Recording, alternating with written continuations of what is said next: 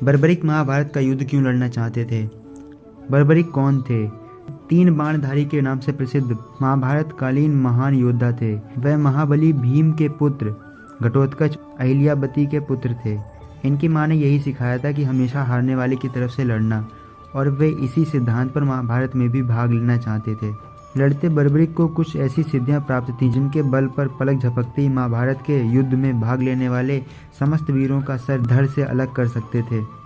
इनके बारे में सुनकर श्री कृष्ण स्वयं इनसे मिलने पहुंचे। उनके तीरों के पराक्रम के बारे में पूछा तो उन्होंने इतना ही कहा कि अगर मैं एक तीर का प्रयोग करता हूं तो तीर निशाने की सभी चीज़ों को भेद कर वापस तरकश में आ जाएगा।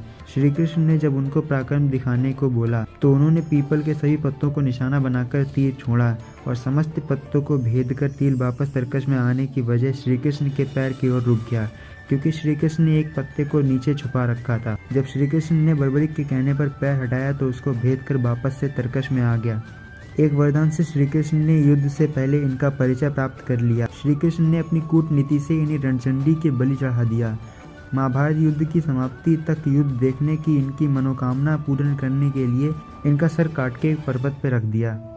महाभारत युद्ध के समय में बर्बरिक से जुड़ा एक किस्सा। भगवान श्री कृष्ण ने सभी योद्धाओं से एक सवाल किया कि तुम इस युद्ध को अपने दम पर कितने दिनों में समाप्त कर सकते हो। महाबली भीम के अनुसार 20 दिन, द्रोणाचार्य के अनुसार 25 दिन, महादानी अंगराज कर्ण के अनुसार 24 दिन में तथा महान धनुर्धर अर्जुन इस युद्ध को 28 दिन में। पर यही सवाल जब श्री कृष्ण ने महाबली भीम के पुत्र और शूरवीर घटोत्कच के पुत्र बर्बरिक से पूछा तो उनका उत्तर था कुछ क्षणों में, जो इस बात का प्रमाण है कि उनका सामना करने लायक कोई नहीं था।